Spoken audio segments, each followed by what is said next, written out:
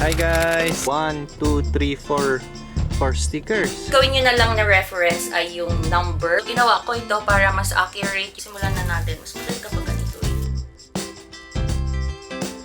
Grabe, tumaas na ako ng 7 kilos mga mi. Hi, my heart! Wow, very good! Pang 6 months ko na. Ayan na si baby natin mga mi. Kasi magpapaschedule ako for CS mga mi. Alam nyo ba, Mamshi, ang nangyari? May hindi inaasahan tayong nangyari sa totoo lang.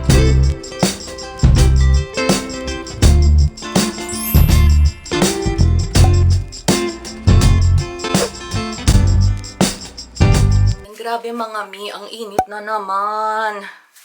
Sobrang init, nagpapawis na naman yung ilong ko. Magandang umaga po sa inyong lahat mga mi. Today is September 12 and sakto, ayan, 5 minutes to go pala. Mag-aalas 12 pa lang. And mag-isa ko ngayon dito sa bahay kasi kabababa ng Kaiser. So nag-work from home pa din siya. Kaso, yun, may check-up yung sasakyan namin today. May maintenance siya and binaba niya yung susi kasi kukuhanin ng taga-insurance company yung sasakyan. So, siya yung magpapa-maintenance ngayon sa mismong insurance company. Parang ganun. O, basta, IPTV po yung tawag dito sa amin.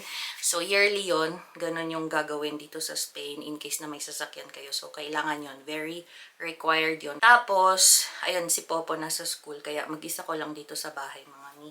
And, ayun, bihis ako today ng pang hair color na t-shirt. Kung mapapansin nyo, yung aking shirt ay dugyutin. Pero, malinis po itong shirt na ito. Ginagamit ko lang to kapag magkukulay ako ng buhok. So, magkukulay ako ng hair today. Ayan, o yung hair color natin mga mi. And sa mga nagda-doubt na hala, buntis siya tapos mag-hair color siya, ganun ba? Pwede pong mag-hair color mga mi. Wala naman pong masama. And tinanong ko din ito actually sa aking OBGYN or sa doktor ko. And wala namang masama mga mi na mag-hair color. Kaso, yung bibilhin nyo dapat ay without ammoniaco.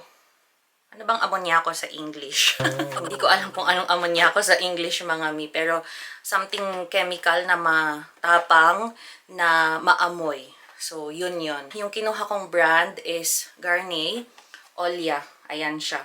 Tapos yung color naman nito ay Rubio Miel. Naka-Spanish kasi siya, obviously. So, ito ay parang blondie or honey blonde. Parang ganun. Pero yung gawin nyo na lang na reference ay yung number mismo, 8.31. In case na gusto nyo pong magkulay ng buhok. Ayan, gayahin yung aking pinili na kulay ng hair. Ayan po siya mga mi. Tapos, dito pala sa likod, in case na darker yung, or mas dark yung hair ninyo, ganito yung magiging resulta. Tapos kapag blonde kayo, ganyan magiging resulta. And kapag super duper blonde kayo, ganyan yung magiging resulta. So parang golden brown siya, parang ganun. Okay, so napagod ako magsalita mga mi, nakakaloka.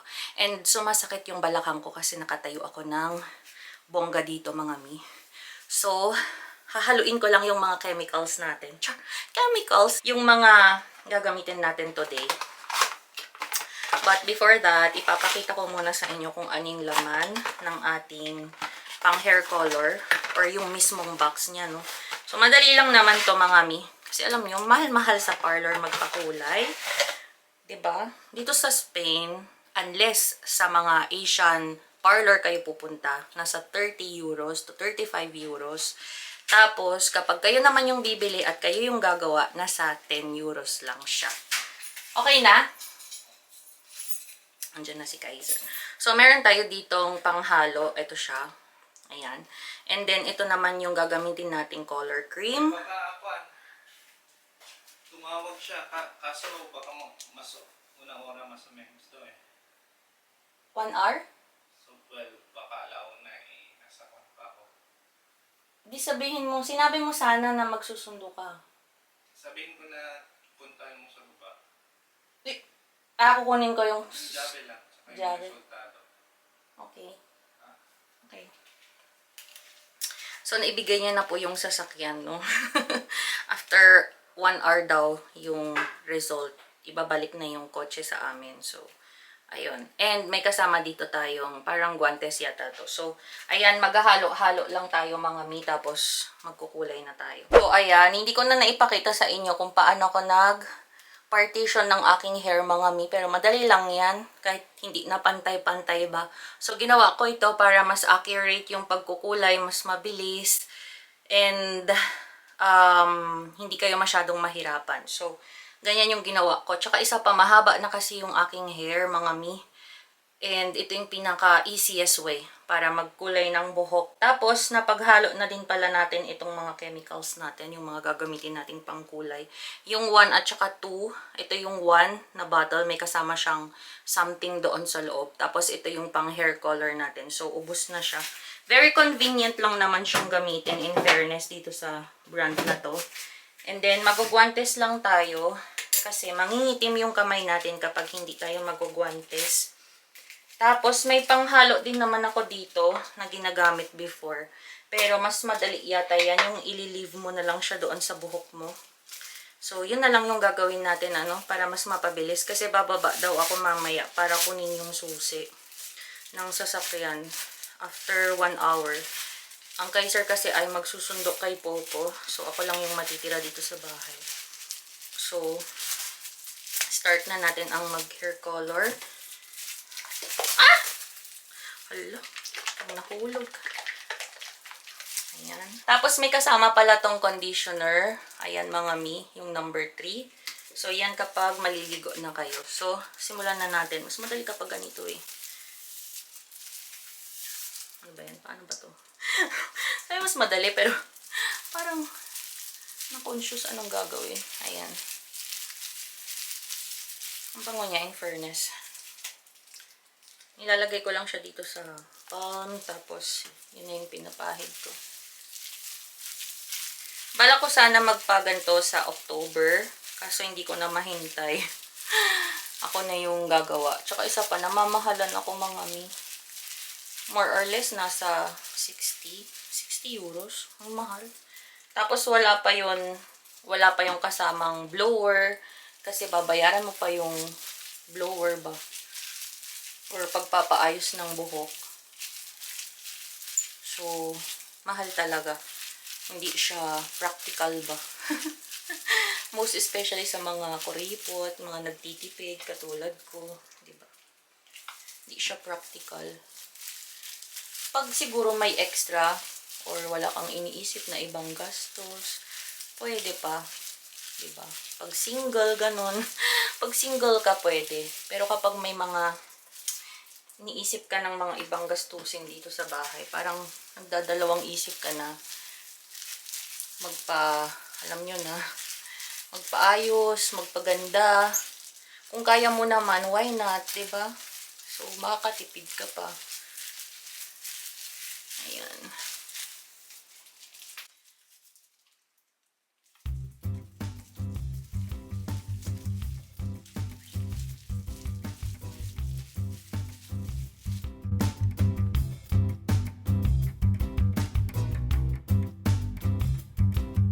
Dito naman sa taas para malagyan. Ito gagamitin ko na yung brush kasi medyo mahirap na siyang i-distribute dito sa taas, no?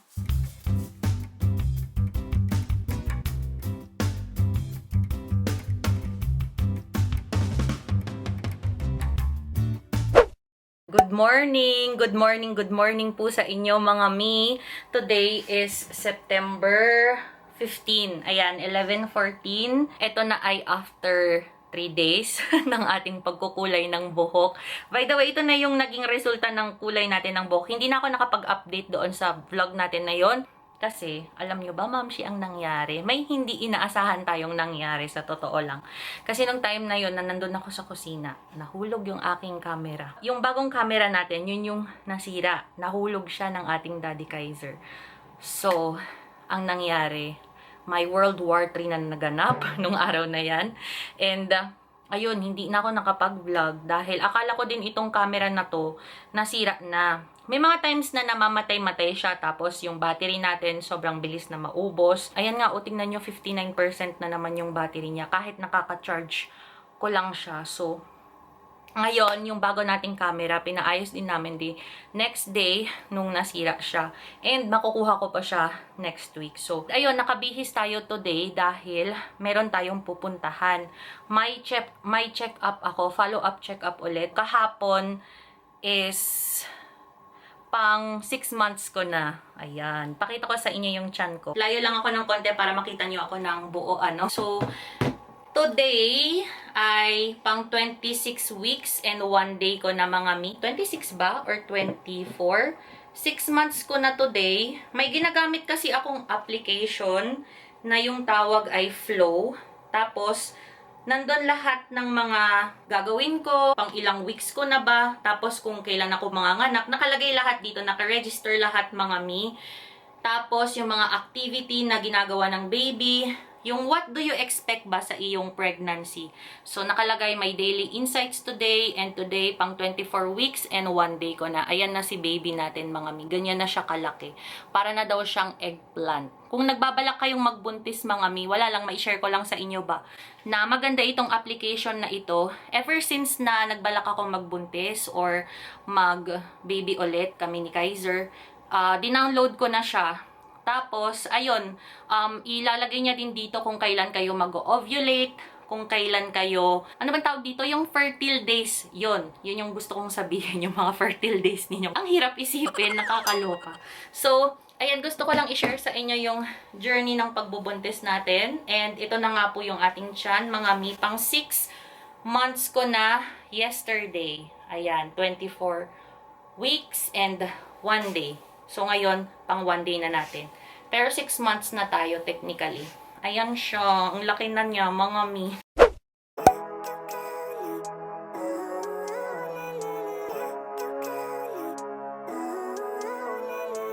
Nandito na kami, mga mi. So, ibababa lang ako ni Kaiser sa harap nung hospital. Tapos, susundain niya na si Popo. And after nun, susundain nila ako. Babalik sila ulit ng hospital. Wow, ang driver natin today. Daddy, mag-hi ka naman. Ayan ang ating driver. May work pa yan. Nag-excuse lang siya sa work niya para samahan tayo sa check-up natin today. Although hindi nga sila makakapasok, makakasama technically. Pero ayun, okay lang. Kaya naman natin to mag-isa. So, andito na tayo. Dito kami sa La Moraleja nagpapa-check up. And balitaan ko na lang ulit kayo mamaya kasi magpapaschedule ako for CS, mga mi. And tingnan natin kung kailan yung ibibigay na date para sa CS natin. So, ayun. Dito na? O dun na? Traffic eh. Hi guys! Hi guys! Ito na si Popo. Welcome in my channel. Is your channel or your mommy's channel? Mommy channel. Mommy's channel. How was your school? Good. Good. Dami chino.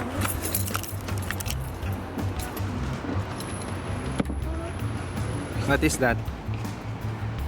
Iyo ko. 1, 2, 3, 4 stickers. Yeah, the English.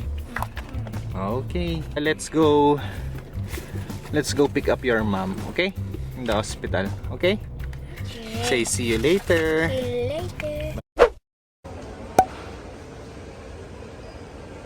Inaantay ko lang ang Kaiser at saka si Popo. Kakatapos lang pala ng check-up ko. Ayun, mag-isa ko lang na pumasok sa clinic today or dito sa hospital today. Kasi, yun nga, sinundo nga ni Kaiser si Popo. So, ayan, nandito ako ngayon sa hospital lobby para intayin sila. And update ko lang kayo, okay naman daw yung baby and very healthy naman daw ang baby natin. Tapos, kailangan ko palang i-control yung aking weight kasi grabe, tumaas na ako ng 7 kilos, mga mi. So, kailangan kong mag-diet and hindi daw dapat ako lalagpas ng 13 kilos ba. So, kailangan kong bantayan yung mga kinakain ko. Yun yung mahirap talaga kasi ginugutom ako sa madaling araw. Ayan, so bumabangon, umiinom ng gatas, kumakain ng tinapay. So, kailangan ko yung pigilan, mga mi, kasi kung hindi, lalaki daw ang baby natin sa tiyan and mas mahihirapan. Pero, yun nga, nakapag-usap na kami ng doktor na kung po pwede is ECS na lang ako And sabi niya wala naman daw problema. Tsaka mas okay pa nga daw kasi nung first nga na panganganak ko is or was CS or cesarean, and mas okay na CS na lang din this second time around. Kasi nung first na panganganak ko, nag-labor ako mga ng 9 hours ba. So, ayoko nang maulit yun kasi masakit talaga. Mahirap siya mga mi. Pero sabi niya, maaga pa daw para pag-usapan yun. And probably by next month na lang daw. So, ayun, pag-usapan kung kailan yung date na ibibigay sa akin for CS. And for the meantime, ayun, binigyan niya ako ng schedule para sa analysis ko. And babalik kami dito in 2 weeks para magpa-analysis and then magpa-echo ulit. So, ayun.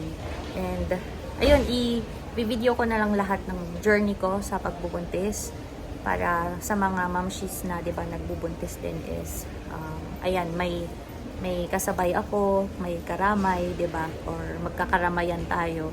So, ayun. Ayan, palabas na tayo mga mi. Nandito na daw sila sa labas. San kaya sila nag-parking? Tinawagan na kasi ako ni Kaiser. So, nandito na daw sila. So, hanapin natin kung saan sila nag-park.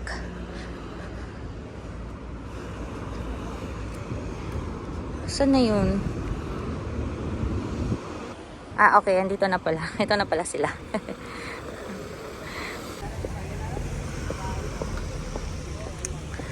Ito na sila. Hi, my heart! Wow! Otra vez! Ang galing naman ng anak ko. Número 35. Opo, dad, kunin mo nga please. Mira, ¿Tienes deberes? otro. Tengo Wow, very good. Luego vamos a ver en casa, ¿vale, anak? Okay. 4 regalos o 6 o 5 regalos. Más mejor. Okay, Garod. Regalo. Okay. Ay, no, he dicho que no. Ahí no, eh. Ayan. Hello, say hello. Ayan, mga mi, kakain na tayo. Mag-uulam tayo today ng Shanghai at saka nilagang. Mainit, anak, mainit. Está caliente. Nilagang baka. Mi favorito, Shanghai. Yeah, yung favorito ni Kaiser tuloy, ni Apollo. Ayan, siya yung Apola. ¿Tú eres Apola? No, has dicho Apolo. No, he dicho Apollo. Ito, mamaya na nga lang.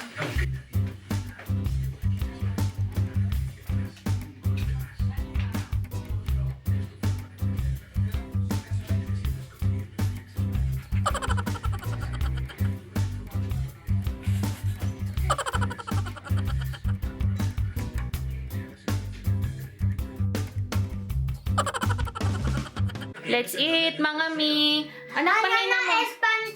Monday is Batman. Batman Day, anak. Batman Day. Ayan, mahilig kasi manood ng Batman ang bata natin na ito.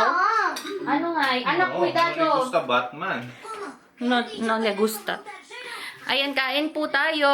Dad, Kain. kain po tayo. Come on, Popo. No le gusta Batman este niño. No te gusta Batman, anak?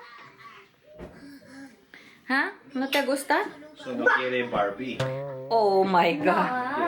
Venga, ala, no, porque se va a caer otra vez. Voy a gritar otra vez. ¿Quieres eso? ¿Hmm? eso tiene alfombrado. No, eso es la antigua. La antigua cámara.